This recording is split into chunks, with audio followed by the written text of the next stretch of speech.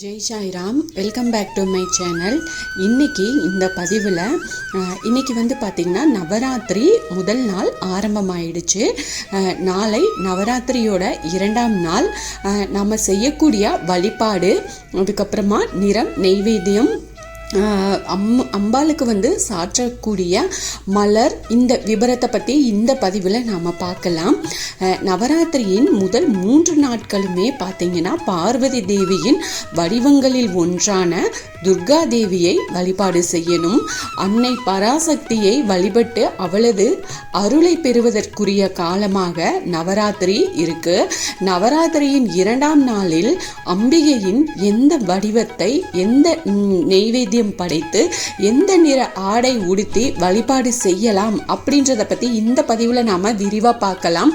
இந்த பதிவை முழுசாக ஸ்கிப் பண்ணாமல் பாருங்கள், நிச்சயமாக உங்களுக்கு பயனுள்ள பதிவாக இருக்கும். அதுக்கு முன்னாடி என்னோட சேனலுக்கு தொடர்ந்து சப்போர்ட் பண்ணுங்கள், லைக் பண்ணுங்கள், ஷேர் பண்ணுங்கள், கமெண்ட் பண்ணுங்கள், மறக்காமல் சப்ஸ்கிரைப் பண்ணுங்கள், பெல் ஐகானை கிளிக் பண்ணுங்கள்.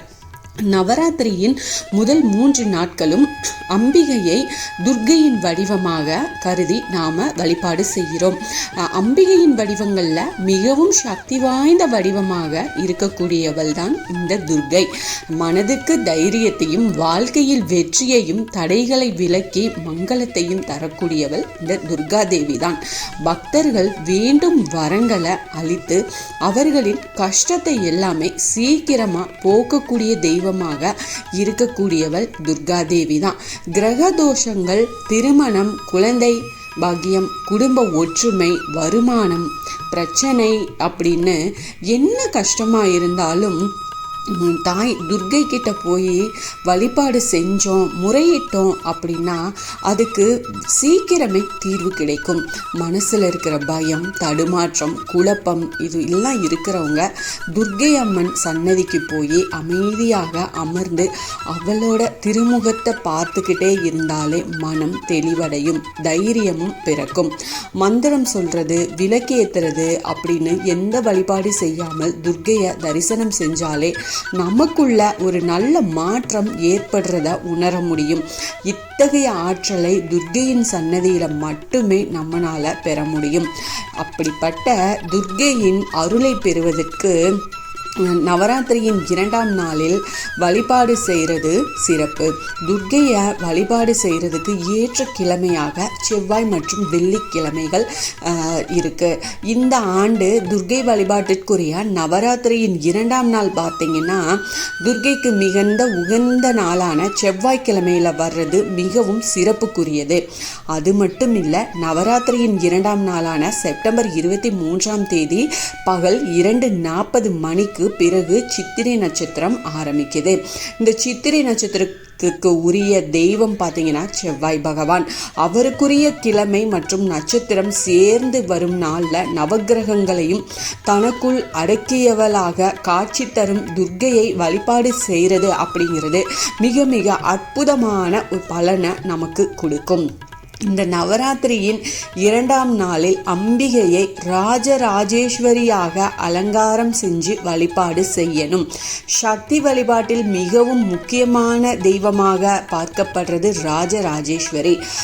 அரசர்களுக்கெல்லாம் தலைவியாக விளங்கக்கூடியவள் அப்படிங்கிறது இந்த திருநாமத்தின் பொருள். தலையில் பிறை நிலவையும் கையில் கரும்பினையும் ஏந்தி அருளக்கூடியவர் இந்த ராஜராஜேஸ்வரி. அதாவது இவன் ஸ்ரீசக்கர பீடத்தின் மீது அமர்ந்து அருளக்கூடியவள் தான் இந்த ராஜராஜேஸ்வரி. செல்வங்களையும் கேட்கும் வரங்கள், ஆசைகளை அருளும் தெய்வமாக இந்த ராஜராஜேஸ்வரி வழிபாடு செய்யப்படுறாங்க.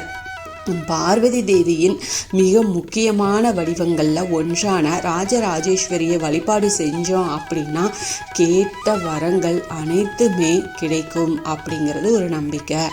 நவராத்திரியின் 2ஆம் நாளில் ராஜராஜேஸ்வரியை எப்படி வழிபாடு செய்யலாம் அப்படின்றத நம்ம பார்க்கலாம். அம்பாள் பார்த்திங்கன்னா ராஜராஜேஸ்வரி. அவங்களுக்கு போட வேண்டிய கோலம் பார்த்திங்கன்னா கட்டம் வகையான கோலம் போடுங்க. அதே மாதிரி மலர் பார்த்திங்கன்னா முல்லை மலர் சாத்துங்க. இலை வந்து மருவு இலை. நெய்வேத்தியம் புளியோதரை வச்சு வழிபாடு செய்யலாம். தானியம் பார்த்திங்கன்னா வேர்க்கடலை சுண்டல் வைக்கணும். பழம் பார்த்திங்கன்னா மாம்பழம். ராகம் கல்யாணி. அதுக்கப்புறமா நிறம் பார்த்திங்கன்னா மஞ்சள் நிறம்.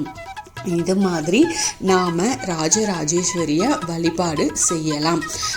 உங்களுக்கு என்ன பிரார்த்தனை இருக்கோ இந்த நவராத்திரி தினத்தில் ஒரே ஒரு கோரிக்கை எடுத்து நீங்கள் வழிபாடு செஞ்சுட்டு வரும்போது நிச்சயமாக அம்பாள் நிறைவேற்றி கொடுப்பாங்க. இந்த பதிவு உங்களுக்கு பயனுள்ள பதிவாக இருக்கும் அப்படின்னு நான் நம்புகிறேன். இதில் ஏதாவது சந்தேகம் இருந்தால் எனக்கு கமெண்ட்டில் கேளுங்க, நான் பதில் சொல்கிறேன். என்னோட சேனலுக்கு தொடர்ந்து சப்போர்ட் பண்ணுங்கள், லைக் பண்ணுங்கள், ஷேர் பண்ணுங்கள், கமெண்ட் பண்ணுங்கள், மறக்காமல் சப்ஸ்கிரைப் பண்ணுங்கள், பெல் ஐக்கானை கிளிக் பண்ணுங்கள். இதே மாதிரி நவராத்திரி விழாவில் இந்த 9 நாட்களும் அடுத்தடுத்த நாள் எப்படி வழிபாடு செய்யலாம் அப்படின்றத பற்றி நான் தொடர்ந்து நான் ஷேர் பண்ணிக்கிட்டே இருக்கேன். Thank you friends. மீண்டும் அடுத்த பதிவில் சந்திப்போம்.